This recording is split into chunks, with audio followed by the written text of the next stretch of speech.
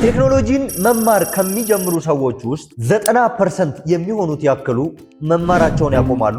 10% የሚሆኑት ብቻ ሰክሲድ ያደርጋሉ። ምክንያቱም ኢንተለጀንት ስላልሆኑ አይደለም፣ ሂሳብ ስላልቻሉም አይደለም፣ ወይም የእንግሊዘኛ ቋንቋንም ጭምር ስላልቻሉ አይደለም። የሚያቋርጡት በረጅም ጊዜ ሂደት ማካበትና ማዳበር የሚችሉትን ክህሎት ፈጣን ለውጥን ስለሚጠብቁ ነው። በቴክኖሎጂ ዓለም ውስጥ ግራ ከተጋባችሁ ያ ማለት እየተማራችሁ ነው ማለት ነው። ስህተቶችን ማረም ከጀመራችሁ ለውጥ እያመጣችሁ ነው ማለት ነው። ያልገባችሁን ነገር ጉግል አድርጋችሁ መረዳት ከጀመራችሁ እንደ እውነተኛ ፕሮግራመሮች መስራት ጀመራችሁ ማለት ነው። ምክንያቱም ግራ መጋባቶችን ሰርቫይቭ ካደረጋችሁ በቴክኖሎጂ ኢንዱስትሪ ውስጥም ሰርቫይቭ ታደርጋላችሁ። በዋቢ ስኪልስ 8ኛ ዙር የፉል ስታክ ዌብሳይት ዴቨሎፕመንት ትሬኒንግ ምዝገባ ጀምረናል። ለሁሉም አመልካቾች የ35% ዲስካውንት አድርገናል። ለማመልከት webskills.com ተጠቀሙ። ለበለጠ መረጃ